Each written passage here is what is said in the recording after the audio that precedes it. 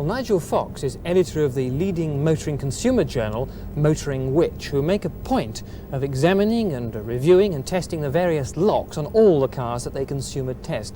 Nigel, what are your findings in this area? I think they're pretty depressing. We burgle the cars without actually damaging them. We don't throw bricks through the window to get into them. We find in our tests that we can get into about 40% of the cars in under 5 seconds, about 70% in under 10 seconds. And of the ones that take a little bit longer, we can get into nearly all of them. There are very few cars that we can't get into given a few minutes. It's really that easy? Oh, it's very easy indeed. Well, we have a fairly popular sort of car here, a Ford Escort. Perhaps you could go over and lock the driver's door, and then we could ask your resident car thief researcher, I should say, to come along, Malcolm Osborne, and just see whether he can get in and how long it takes him to do so. The door is locked with the key. And there's the door open again. My goodness, that's rather depressing. How about putting things in the boot? You can obviously get into the inside fairly easily. We're all told to put things out of sight in the boot. Right. How about that? Putting things in the boot is a good idea, as you say, because they are out of sight. This car needs the key to open the boot, in theory. Malcolm can usually open it without the key, without much difficulty. Heavens, and away goes all the valuable shopping. Right. As far as the standard locking equipment is concerned, which manufacturer have you found is the worst offender? Well, it would be easier to say which wasn't the worst offender, really, because so many of them do so little to protect at least the contents of the car.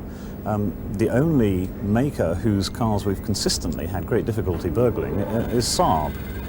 Sometimes the thief doesn't have to go to all that much trouble. You see, it seems we make it very easy for the car thief. We leave our cars with the doors unlocked, the keys in the ignition, the windows down.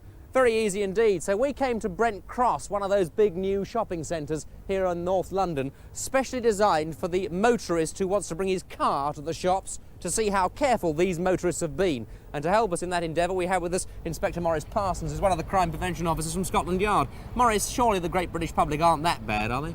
You would think not, but if you care to come along this row of cars with me and just check, we'll see how good they are. All right, we'll put it to the test. Mercedes? That's fine. That's all fine. right. That's well locked. Nice new P registration Passat there. Yes, well that's, if you look at the passenger door, yeah, the button's appears up, to be isn't open. it? The button's up, yes. That's open. Now here's a nice bit of machinery. Nice car, yes, very nice. Left equipment inside in full view. Lots of cassettes in there. I think if you check that back door. Hello. Open. It's a gift, isn't it? What about the boots? Do people lock the boots? People often forget the boots. Because they're closed, they appear locked. A few bobs worth in there as well, isn't there? Quite a few. And probably carrying a representative carrying goods. Here This we've one, got- again, Try the boot again. probably see. find that it's open. Yes. Yes, it is. Not much in there, but if you look at the door on Oh, this... that is classic, isn't it? That is just yes. beautiful. I mean, why bother to have a door, frankly? There's a nice coat in the back and a kiddie's coat as well. Nice fur coat, yes. Maurice, what percentage of thefts are involved where the car is taken away, as opposed to the percentage of thefts where things are taken out of the car? Do we know? Well, a lot of the cars that are taken away, in fact, have property stolen from them.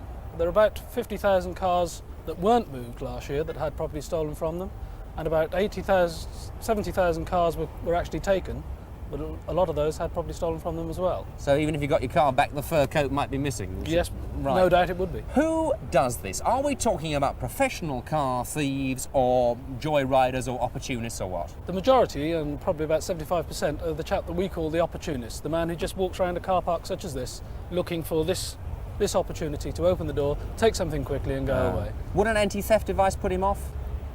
In the majority of circumstances, yes. But the professional thief would, what would put him off? Better locking, I suppose, in the first place. Better locking and a complete integrated security system on the vehicle is what is needed. Which most cars don't have. Very few cars have. Why then can't the lock manufacturers make cars more difficult to crack? That's a question we shall be putting to the biggest suppliers of car locks in Great Britain in just a moment. Welcome back. With me is Alan Norman, who's engineering director of Britain's largest car lock manufacturers, Wilmot Breedon. Alan, we've seen how simple it is to break into a car, and considering it's our second most expensive possession, it seems quite stupid to have such a small lock on it. What are you, the manufacturers, doing about it? Well, we originally had that device, which is a very simple one with only 5 wards. Now, why do you use a small lock like that? because we haven't got a lot of space within the door to fit a locking device. And what would you need if you need a more secure lock? You'd need one with more wards, like this one, which has 10 wards. But that, of course, will protrude into the door and stop Correct. the window coming down. So what are you doing? So we've devised a simple one which has 5 wards each side, giving the security of the 10 ward, but in a much smaller space. How much more secure is that one above that one? Well, my tame locksmith can pick that one in 12 minutes and pick that one in about 30 seconds. Well, surely then, this is the one that car manufacturers should be leaping at. What are their problems? Their problems are it's slightly larger, so they would have to do a modification to the door, and they prefer to do that when they're doing a new model. It's not a cost problem. The cost penalty is not very large, being some 10 to 15p per device. Now, the last time this question of security cropped up was with the steering lock, and manufacturers weren't all that keen to fit a steering lock. What made them change their minds? Legislation, government proposed legislation, helped them to make up their mind to do it. Is it going to be the same answer here? They're going to need a little persuasion to put this sort of lock in? They will need a lot of persuasion, I would think, to put that in. Well, do you think at least they could be persuaded to get rid of those little pop-up door buttons, because we've seen how vulnerable they are? Well, yes, they can certainly be persuaded to do that. In fact, on the new Rover, they have a rocking lever, which is much less susceptible to burglaring. And it's hidden away. And it's hidden away. Thank you very much, Alan.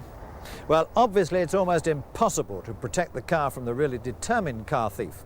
But we on Drive-In do think that the manufacturers could do a great deal more about it. Let's face it, to pay £5,000 for a car and then have it broken into in a matter of seconds, we consider is nothing short of scandalous.